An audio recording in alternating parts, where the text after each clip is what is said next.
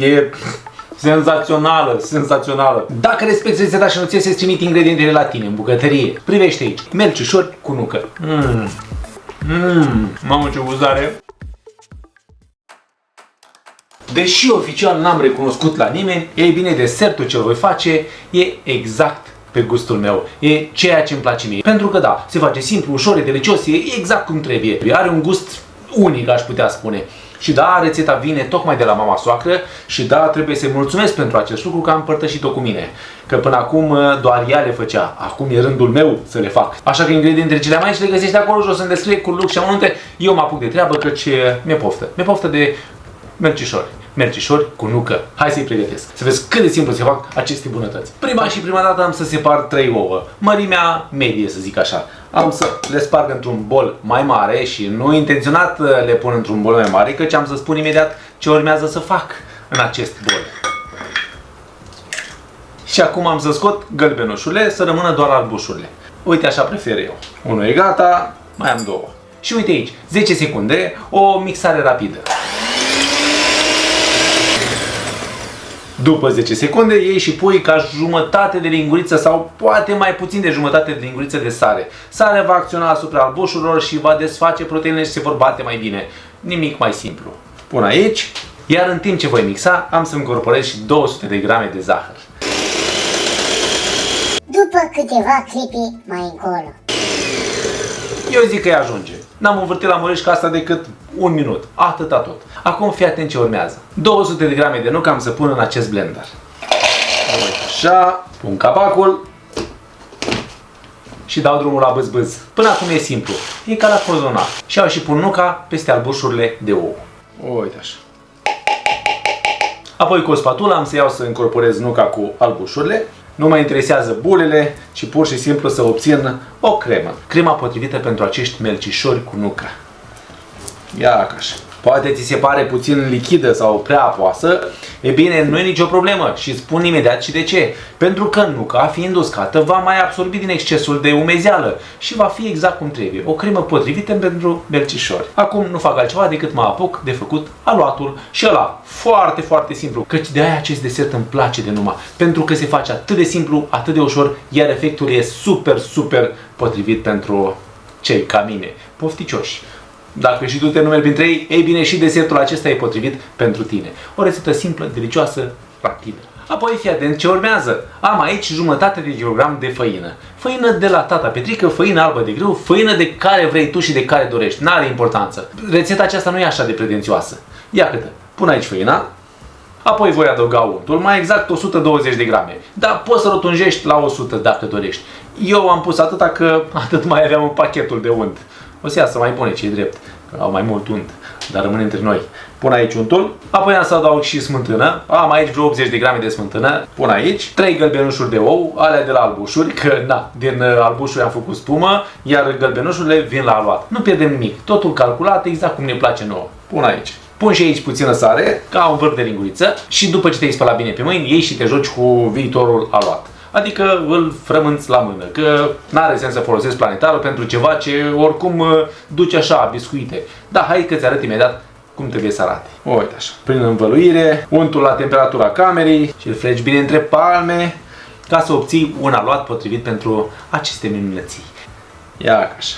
Apoi, ca să unești totul și să obții aluatul potrivit pentru rețetă, ei bine, pui lapte sau apă. Eu am să pun apă, că n-are sens să mă duc până la frigider, să iau laptele, desfac cutia, să pun lapte, n-are sens, înțelegi? Am să pun apă, cât vreo 20 de mililitri. Uite așa. Dacă o să mai fie nevoie, am să mai pun, dar eu zic că e suficient. Și deja observ cum se leagă aluatul. După câteva clipi mai încolo. Partea bună e că acest aluat nu are nevoie de multă frământare și nu are nevoie nici de odihnă. Tot ce trebuie să faci este să obții așa ceva. Ia cât. Boțul ăsta de aluat. Iau frumos aluatul, îl așez pe o hârtie de copt, apăs puțin pe el cu podul palmei și îi dau așa o oarecare formă, după care o nouă hârtie de copt pe deasupra.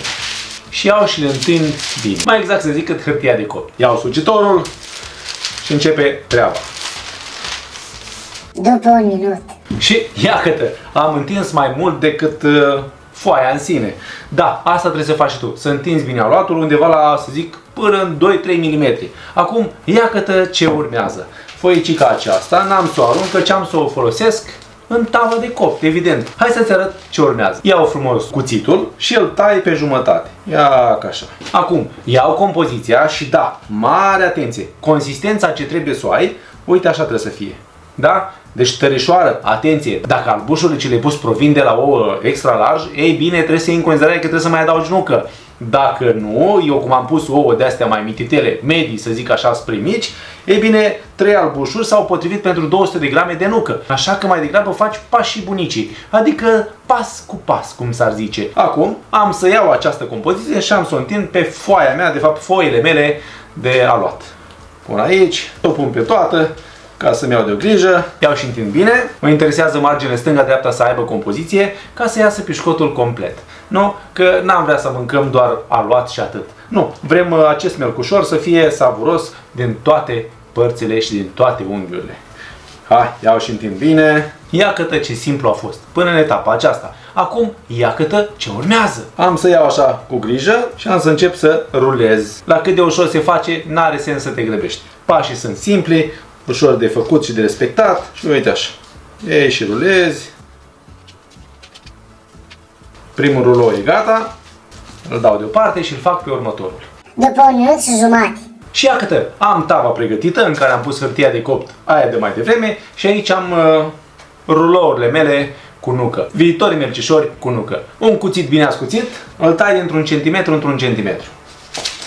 Iată, îl vezi? Ei și îl pui aici. Lași puțină distanță între ei, să aibă loc să se desfășoare și continui să tai. Și faci așa până când umpli tava. Hai, ne vedem când am tava gata ca să o pregătim de cuptor. Și apropo, preîncălzește cuptorul la 165 de grade, căldură de jos și de sus. 7 minute mai târziu. Și iată-i ăștia, melcișorii mei sau viitorii melcișori cu nucă. Nu rămâne altceva de făcut decât să-i duc la cuptor la 165 de grade, căldură de jos și de sus, așa cum am spus, pe rândul din mijloc și am să las undeva la 35-40 de minute. De ce? Pentru că fiecare cuptor se comportă diferit. Oricum am să stau cu ochii pe ei, iar când sunt gata, vi arăt și vă spun exact cât timp au stat ai mei la cuptor. Am plecat și ne vedem în timpul pe care l-am spus. 35, 40, 45 și atât.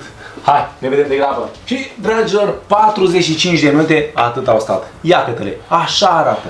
Iar acum am să le dau puțin pe deasupra cu zahăr pudră. Nu mult, câte puțin pe fiecare. Când se răcesc puțin și se elimină restul de apă ce îl conține această mini prăjiturică, ei bine, atunci e ceea ce trebuie. E ca un fel de biscuite cu gust de plicomigdale.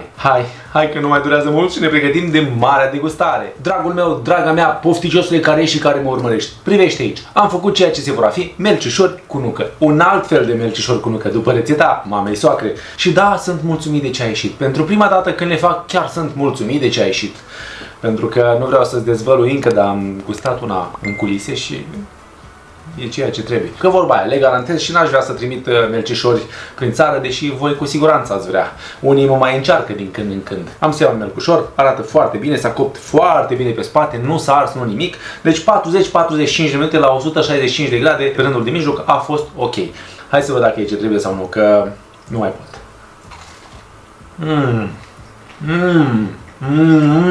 E senzațională, senzațională. Mamă, ce gustare! Wow! Crocantul de la luat. Mixul acela de albuș cu nucă și zahăr. Super delicios. Efectiv zici că mănânci plicomigdală. Atât de bun e acest desert. Dragii mei, sunt încântat până la Doamne și înapoi. Îmi place la nebunie acest desert și da, sincer să vă zic, chiar a ieșit exact cum trebuie. Pofticioșilor, pe această cale îi mulțumesc soacrei mele pentru rețeta delicioasă. Ce rămâne de zis decât până data viitoare când ne revedem cu o nouă rețetă super delicioasă. Rămâneți să amintiri mereu pofticioși cu gândul la acești melțișori cu nucă. Eu vă mulțumesc că mă urmăriți pe pagina de Facebook, pe pagina de YouTube, pe Instagram, pe TikTok, pe toate rețelele de socializare. Te-am pupat, te-am îmbrățișat și ne vedem curând cu o nouă rețetă. Pa, pa și toate cele bune! Iau doar una, restul le las aici că dacă le duc dincolo, se duc în secunda 2. Wow! Wow!